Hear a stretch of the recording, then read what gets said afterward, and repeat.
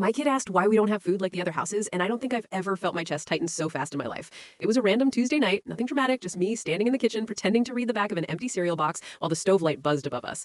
We had rice cooking because rice can stretch, and I was trying to make it feel like a normal dinner by talking about school and cartoons. Out of nowhere, my kid looked at me and said, completely innocent, "How come when I go to Jake's house, they always have snacks, but we don't?" I laughed at first, the automatic kind, and said something stupid like, different houses do things differently. But then they pointed at the cabinets and said, but ours are always empty. I don't think they meant it to hurt. That's what made it worse. They weren't angry or sad, just curious, like asking why the sky is blue. I told them to sit down while the rice finished, and they asked if we could have chicken like Jake's family. I said maybe next time, knowing there probably wouldn't be a next time for a while. The truth was, I'd skipped lunch for weeks so they could eat breakfast, and I'd been watering down milk to make it last. Rent had gone up, my hours got cut, and every bill felt like it showed up early just to remind me I was failing.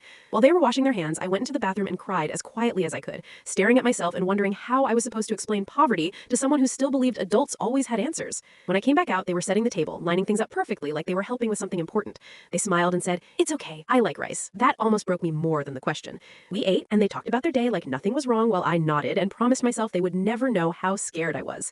A few weeks later, I picked them up from school and noticed they were acting weirdly excited, almost nervous. When we got home, there was a box on the porch. Inside were bags of groceries, fresh fruit, chicken, cereal, snacks, things I hadn't bought in months. Tucked inside was a note from another parent who said their kid mentioned we didn't always have food and the school had a program to help, no questions asked. That night, when I cooked a real meal, my kid looked at the table, looked at me, and said, "See, our house has food too." I smiled and said, "Yeah, we do." And for the first time in a long time, it felt like I was telling the truth.